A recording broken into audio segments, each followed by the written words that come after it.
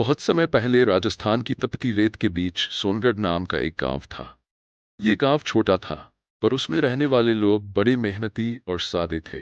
सूरज की तपिश से झुलसती जमीन, रेत के टीलों पर उड़ती आंधियां और दूर दूर तक सूखे पेड़, यही उस गांव की पहचान थी। पानी इस गांव के लिए सोने से भी कीमती था। हर दिन औरतें मीलों पैदल चलकर खड़े भरने जाती और बच्चे प्यास से रोते रोते सो जाते। गांव के बीचों बीच एक पुराना कुआं था। ये कुआं किसी साधु द्वारा खुदवाया गया था।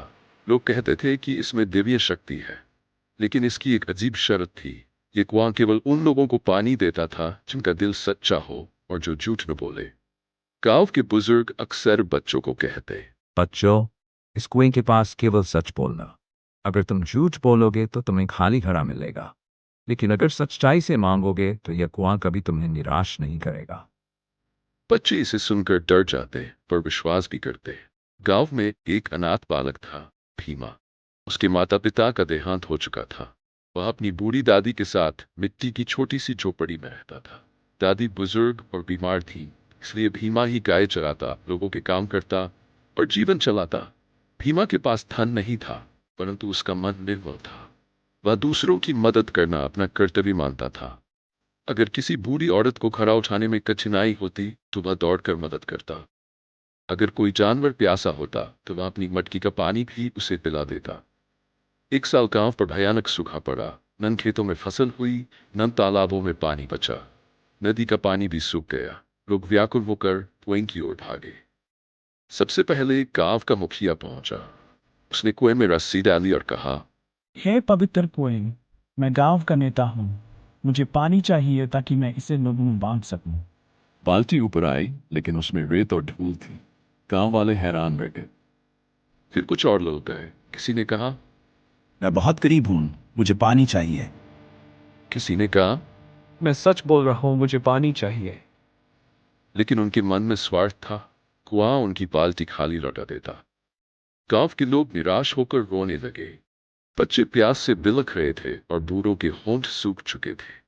भीमा ने अपनी दादी की ओर देखा। उनकी आंखों में आंसू थे। बेटा, अब तो केवल वही कुआं हमें बचा सकता है, पर याद रखना, वहां झूठ मत बोलना।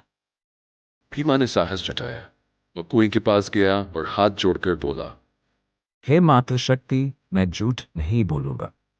मैं प्यासा हूँ, मेरी दादी प्यास से मर रही है, मेरी गायें बिना पानी के खड़ी हैं।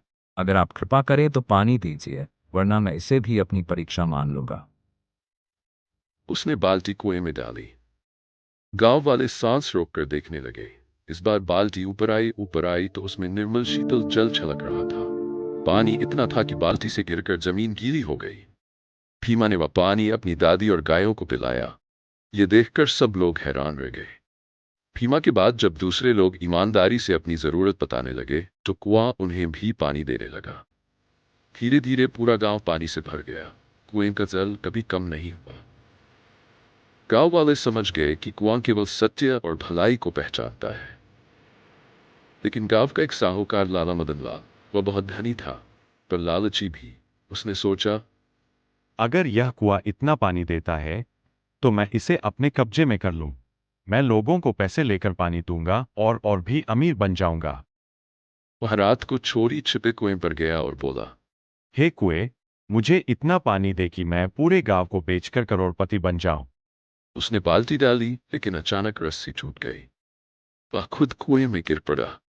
कुएं से तेज गर्जना हुई और लाला मदन लाल हमेशा के लिए लापता हो गया। गांव वालों ने फिर कभी उसका चेहरा नहीं देखा।